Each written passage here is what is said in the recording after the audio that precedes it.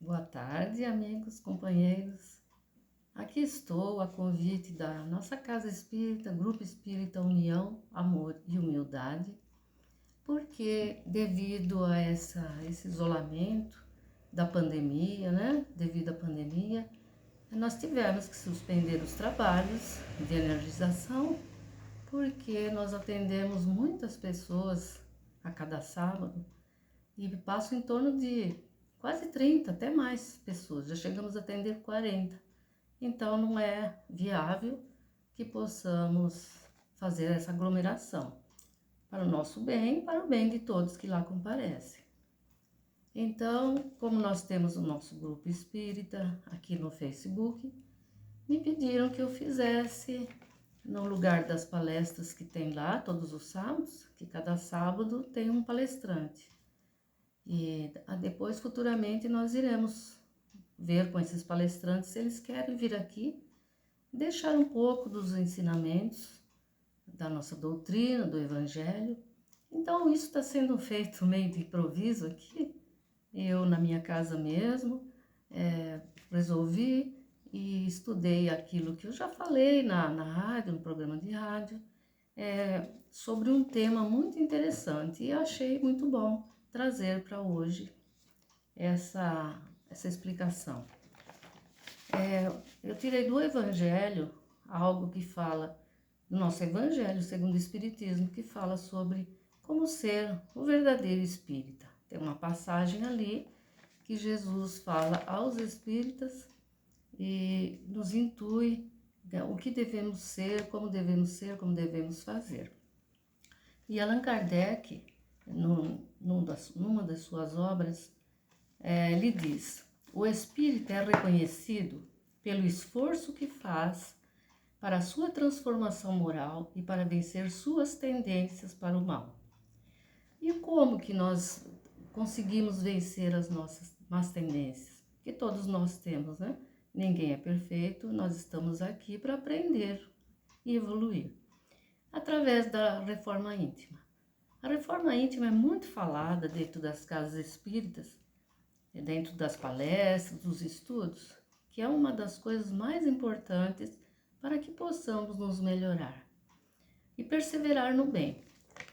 Acho que os espíritos já estão até cansados de tanto que se fala na reforma íntima e muitos ficam até assustados, os iniciantes, né? Porque acham que o espiritismo vai exigir dele grandes sacrifícios, e não é isso. É através de cada experiência que temos que nós vamos aprendendo a perseverar nesse bem e a nos modificarmos. O verdadeiro espírita é aquele que aceita os princípios básicos da doutrina espírita. O que é o princípio básico? Quando se pergunta, vamos dar só um exemplo, quando se pergunta a um praticante, alguém que está começando, que já está na casa, assistindo palestras, estudos, quando se pergunta, você é espírita? Comumente ele responde assim, estou tentando. Na verdade, a resposta deveria ser sem hesitação, sou espírita. Mas será que é tão fácil ser espírita? Nem nós que já estamos há tantos anos, né? Quase 40 anos estou em espiritismo, não me considero uma verdadeira espírita, porque às vezes nós fazemos coisas que muitos podem dizer, você como espírita não poderia ter falado isso, você não poderia fazer isso. Mas nós somos humanos, passíveis de erros, né? Então, por isso que nós estamos para aprender. E o importante do iniciante, de todos, não só do iniciante, mas como de todos nós, é estudar muito na doutrina. Nós temos todos os livros básicos. A pessoa que se diz espírita e não estuda os livros básicos, nunca participou de curso, não pode se dizer também espírita verdadeiro, né? Verdadeiro é difícil. Acho que só quem foi o Divaldo e Chico Xavier, né? Que é um grande exemplo para todos nós. Mas é difícil sim ser espírita. Mas não apenas tentar, a gente tem que sim colocar em prática e também vivenciar tudo que a gente aprende. É muito complicado no nosso dia a dia, às vezes a gente não consegue, né? E então as pessoas acabam achando que aquilo é uma coisa tão difícil e desiste no meio do caminho. Agora, quanto ao fato de ser perfeito, ou qualquer qualificação moral mais elevada, é um outro assunto, que não exime o espírita de ser incisivo na sua resposta. Nesse ponto, o praticante não tem que hesitar na sua definição, porquanto Allan Kardec foi claro no seu esclarecimento, ao afirmar que se reconhece o espírita pela sua transformação e não pelas suas virtudes ou pretensas qualidades, raras nos habitantes deste planeta. O espírita não é perfeito, ninguém é perfeito. Perfeito foi Jesus, perfeito é Deus. Viemos para aprender, colocar sim em prática na nossa vida tudo aquilo que aprendermos. Allan Kardec, mestre por excelência, ele nos mostrou que a educação espírita se faz de forma integral com Jesus. Esse é o pensamento que dá base a toda a doutrina. Progredir e evoluir é a lei. Não podemos estacionar, mas sim tentar avançar. Tentar não, praticar ou avançar mesmo, no sentido moral, no sentido das práticas, né? Das práticas que eu digo assim, na vivência do Espiritismo. Para a gente que um dia possa ir a planos superiores, através das muitas encarnações que teremos, porque não teria sentido uma vida só. Mas não vamos entrar no mérito da reencarnação, porque seria muita coisa. Então, seria assunto para outro dia. Emmanuel, no livro Pronto Socorro, ele recomenda. Eu vou ler aqui o que está no livro. Nesse livro chama-se Pronto Socorro. Não te esqueças do tempo. É tempo de agir, de aprender, que o doar-se de forma absolutamente desinteressada é a semeadura de amor e libertação, pois que a justiça divina dá a cada um segundo o seu merecimento e o seguimento da máxima do Cristo, amar ao próximo como a ti mesmo, extirpando o egoísmo, a arbitrariedade que deve ser banidos o quanto antes de nosso comportamento. Combater o egoísmo e a indiferença, porque todos nós temos lá no fundo um tanto de egoísmo, né? É uma coisa da personalidade do espírito, porque viemos aqui tão imperfeitos e ainda continuamos nesse aprendizado de amor, né? Tudo baseado no Evangelho de Jesus, no Evangelho segundo o Espiritismo. Esse aqui é a minha base, é o meu livro de cabeceira. Então, tudo que eu quiser saber, eu procuro no Evangelho. E às vezes a gente pensa, nossa, mas será que eu consigo fazer isso? Mas nós temos que tentar, né? Errando, caindo, aprendendo, se levantar quando cair. E sempre haverá um tempo para a gente pensar naquilo que fez e tentar melhorar. Tem pessoas que assimilam com mais facilidade o Evangelho. É um sinal evidente de um progresso anterior, de uma reencarnação, como nós dissemos, né? Ela já traz uma bagagem espiritual de certo conhecimento. Então, quando ela entra em contato aqui com esses ensinamentos do Evangelho, fica muito mais fácil, porque ela irá recordar coisas que ela viveu. E ela tem um registro mental, é um espírito mais evoluído. Então fica muito mais fácil, né, essa aceitação. Essa bagagem é muito importante, é a única bagagem que nós trazemos quando viemos aqui através da reencarnação. E essa bagagem de evolução, mais espiritual, assim falando, nós levaremos, é a única bagagem que levaremos através das virtudes. A única coisa que nos será perguntada quando chegarmos lá é que bagagem você trouxe. Mas não é a bagagem física, lógico, não teria sentido irmos de mala para lá. Então, nós levamos a bagagem das virtudes, dos bons exemplos, dos bons comportamentos, das nossas atitudes, né? E no Evangelho segundo o Espiritismo, capítulo 19, está escrito assim: mas essa aceitação se fará, e se não ficar concluída nesta existência, ficará em outra. É tudo aquilo que dissemos, né? Sobre as existências passadas e a existência atual. É um grande desafio trazer Jesus para o nosso cotidiano. É um processo muito demorado. Então, é de um piscar de olhos que nós iremos, como muitas religiões dizem, aceitar Jesus. Aceitar, nós aceitamos. O difícil é vivenciar o que ele nos deixou, o que ele nos ensinou. Por exemplo, vamos dar alguns exemplos. A vida social é intensa. Tem pessoas que vivem muito para a vida social. Estou falando mais no sentido de festividades, muitos encontros entre amigos. Tudo bem, tudo isso é muito bom, ninguém é contra, não. Mas tem pessoas que só vivem para isso. Pessoas que através do vício vão para bares, têm suas noitadas perdidas, vão dormir quase pela manhã. Então se dedica somente a isso. Tem gente que não sabe viver sem isso. Quem de nós não gosta de vez em quando ir a algum lugar assim mais alegre, mas com discernimento, né? Tudo tem um meio termo, com bastante bom senso. Agora tem pessoas que resumem a sua vida só em determinadas coisas. Por exemplo, trabalho.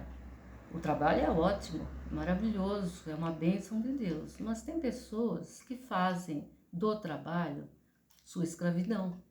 Ela esquece, às vezes, da própria família, dele próprio, e vive somente para aquilo. Tudo bem, precisamos ganhar, sim, nosso dinheiro para poder sobreviver, mas nem tudo isso não é tudo. Nós temos que ter mesmo, como eu disse ali atrás, bom senso. Então, as pessoas às vezes tomam rumos nas suas vidas que não tem volta, às vezes, né? Se ela acordar a tempo, sempre há tempo de retornar. Elas pegam caminhos diferentes, bons ou ruins, em todos os sentidos da sua vida. Quando a nossa vida é assim, nós vamos por uma trilha, chega ali na frente, eu já falei isso várias vezes em algumas palestrinhas que eu fiz. Eu falo palestrinhas porque são tudo curtas, né? A gente chega numa encruzilhada, tem um lado que vai para cá, esquerdo, vamos supor, e o outro para a direita. Aí nós paramos ali e pensamos, para onde que eu vou? Isso é dentro da nossa vida, né? Então, às vezes, nós optamos por um caminho errado, um atalho. Atalhos não levam muito a lugar nenhum, não. Às vezes damos muitas voltas e nos arrependemos depois. Como no Evangelho diz sobre a porta larga e a porta estreita. A porta larga é fácil demais. A gente passa sem dificuldade, porque ela é voltada para o mundo. Ela nos traz as alegrias falsas às vezes, os divertimentos exagerados, os exageros através dos vícios, as satisfações temporárias, porque tudo passa, né? E às vezes essa alegria, como ela é falsa, ela acaba rapidinho. Aí o que é que vem? Uma certa tristeza. Interiormente se sente muito triste a pessoa e não sabe mais como voltar. Nos divertirmos é bom de vez em quando, mas tem pessoas que preferem mais a tranquilidade, como eu. Eu gosto de ficar na minha casa, eu me sinto mais segura, mais tranquila. Gosto sim, de vez em quando, de algum evento, algumas coisas, mas nem tudo nos é lícito, né?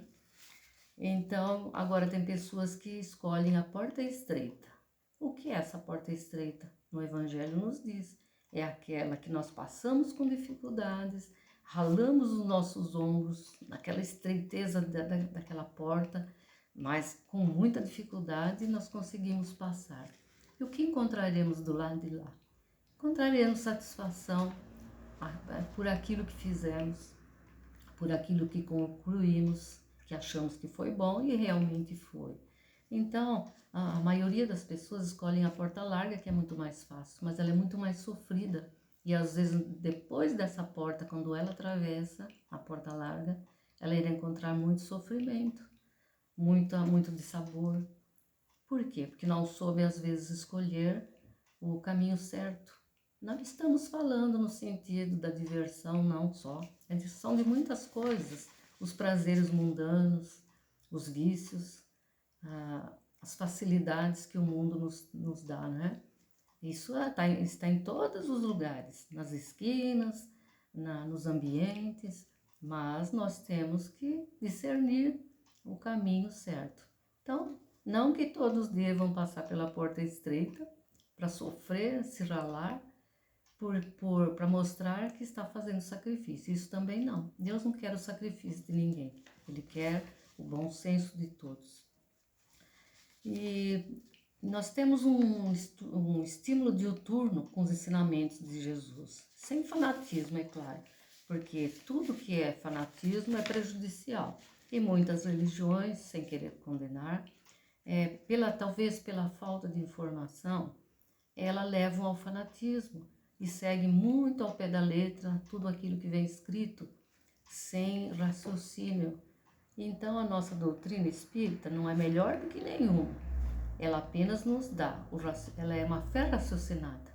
O espiritismo não é só religião, ele é fé raciocinada, ele é filosofia, religião, entende? Então, nós temos que estudar mais do que falar, porque estudando a gente aprende a falar o que deve ser, né? Então, todo aquele que aceita a doutrina espírita, ele assume um grave compromisso de solidariedade, que ela é a irmã gêmea da responsabilidade. Elas andam sempre juntas, solidariedade e responsabilidade, tudo feito dentro dela, né? E é tão grande essa responsabilidade do espírita que ele não pode desvencilhar da responsabilidade que mais do que antes decorre dos seus atos e palavras. Nós temos que tomar muito cuidado com os nossos atos, com aquilo que fizemos, não só por ser espírita, porque como aprendemos tanto a andar pelo caminho do bem, né? Porque queremos tomar atitudes que nos denigram a nossa imagem, que possam nos deixar as pessoas ficarem em dúvida conosco, dizendo, mas muitas falam isso. Você não é espírita? Como é que você faz isso? Não é? Então, nós temos que tomar muito cuidado mesmo e com o que falamos também. As palavras têm muito peso. As palavras, elas tomam forma pelo pensamento, porque nós pensamos primeiro antes de falar. Agora tem gente que não pensa, ela já vai falando e sai um monte de bobagens. Então nós deixamos uma má impressão. E principalmente se formos espíritas ou algum religioso também, né? De outro segmento religioso. Porque é uma responsabilidade vivenciar os ensinamentos do Cristo. E as pessoas, não pode ser nem passivo e nem dissimulado. Nós temos que ser verdadeiros. E o passivo é aquele que cruza os braços e espera cair tudo na sua cabeça. O passivo também não é bom ser.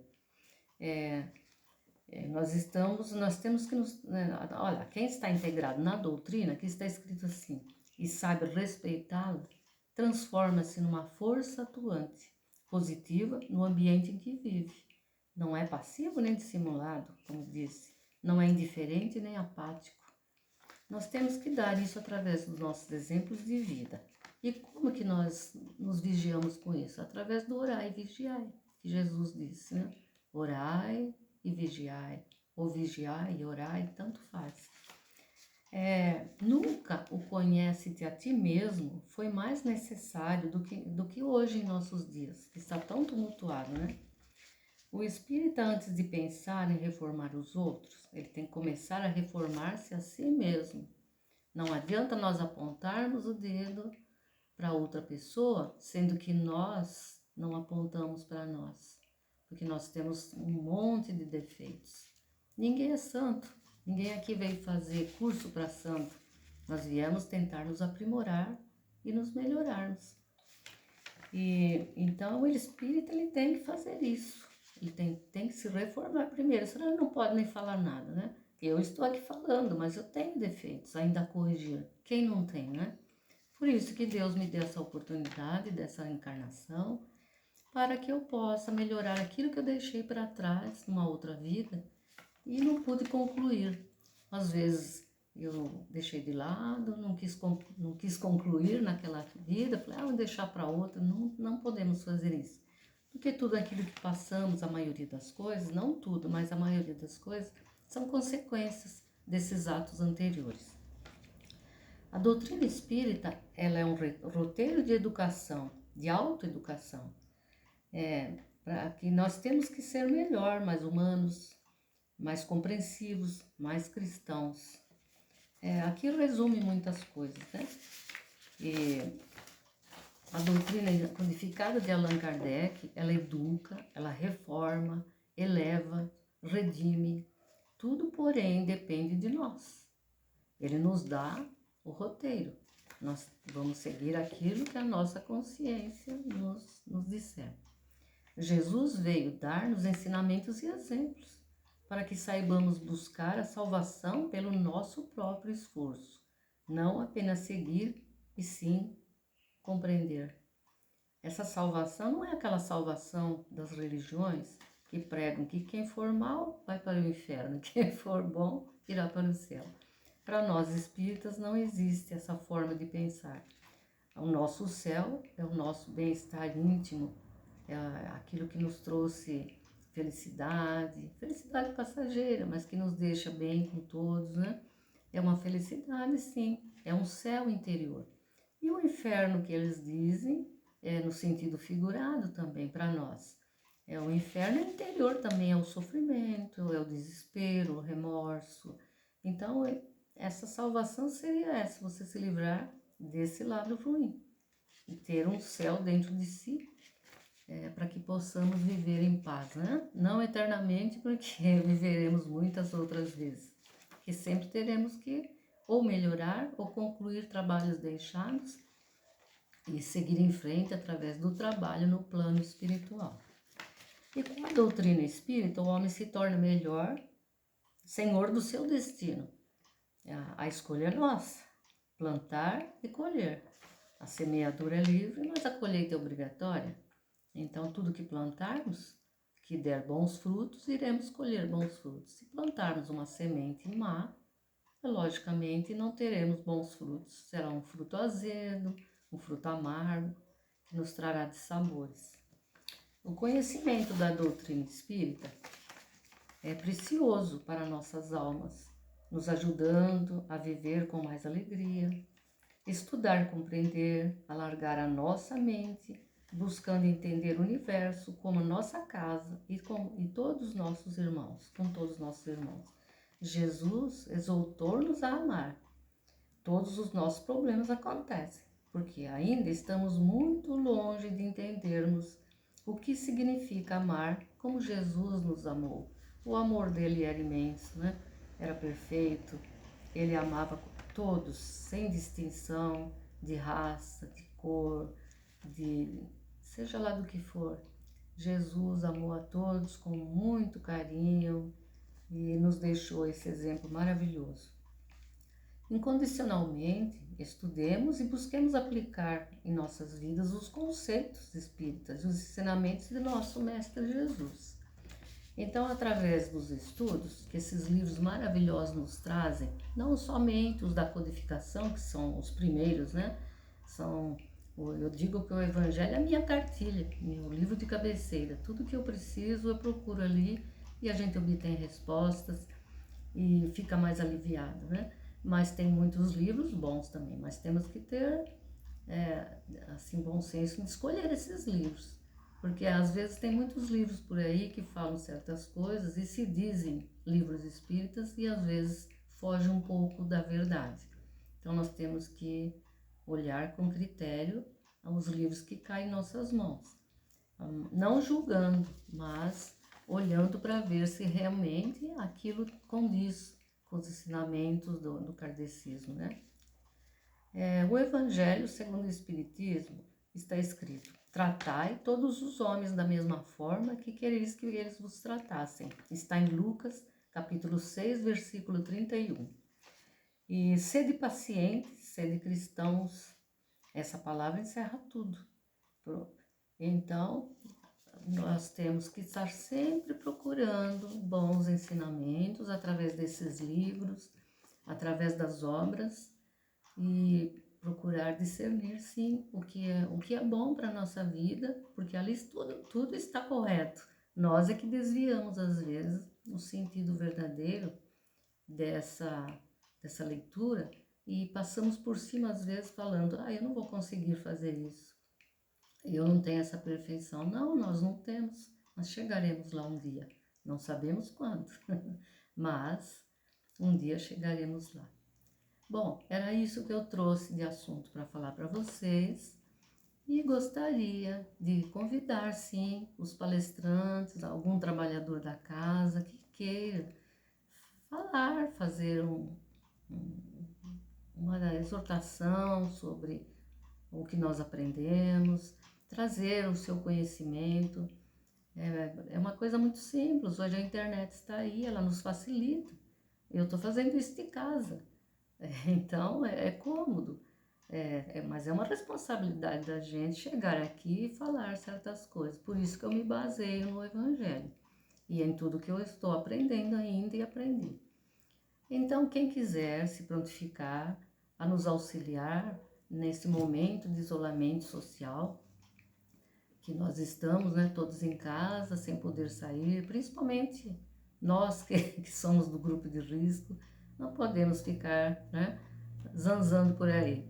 Então, por que não fazer de casa? Então, eu deixo esse convite, sim, como me convidaram, eu também vou deixar esse convite para os amigos da casa, os amigos de outras casas também que quiserem deixar aqui uma mensagem, algo que nos acrescente, que nos alegre, que nos ensine, serão muito bem-vindos. Se não ninguém se prontificar, quiser vir, eu volto aqui novamente, porque no dia do nosso trabalho estamos em casa, mas estamos ligados em pensamento através das leituras do Evangelho no horário da energização, que se inicia às 13h30, com cada sábado um palestrante. Às 14 horas inicia a chamada para as pessoas do tratamento. Esse tratamento é muito importante. Muitas pessoas passam por problemas de saúde e nós sabemos que quando uma pessoa tem um problema de saúde, ela fica desequilibrada espiritualmente. O nosso trabalho é muito simples.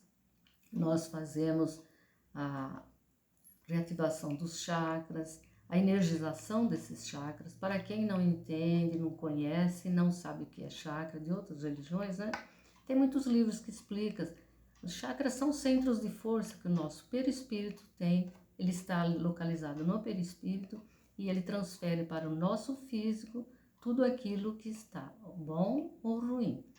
E se ele estiver desajustado, ele nos vai dar sensações ruins, de dores de cabeça, de mal-estar, tontura, dores no corpo. Então, às vezes, corremos até o médico, chegamos lá, fazemos exame, não encontra nada.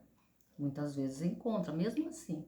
Quem tem algum problema físico e quiser nos procurar, esteja antes das 13h30, na Casa Espírita, Grupo Espírita União, Amor e Humildade, Rua Francisco Vieira do Vale, número 316. Estaremos lá quando nós voltarmos do isolamento, quando a pandemia acabar, se Deus quiser, logo ela termina, né? Assim esperamos. E aí nos procure os nossos atendentes que estão ali na entrada, e serão atendidos com todo carinho, podem ter certeza, tá? E então, aqui deixo o meu abraço, lá explicaremos melhor para quem quiser saber como se faz o tratamento, como se faz esse tratamento assim mais prolongado, se for um caso mais sério. Tem casos que é só energizar os chakras, de colocar eles em harmonia. Aí a pessoa irá se sentir melhor. Muitas pessoas já saem muito bem de lá, outras precisam de mais um tempo, de acordo com a sua necessidade.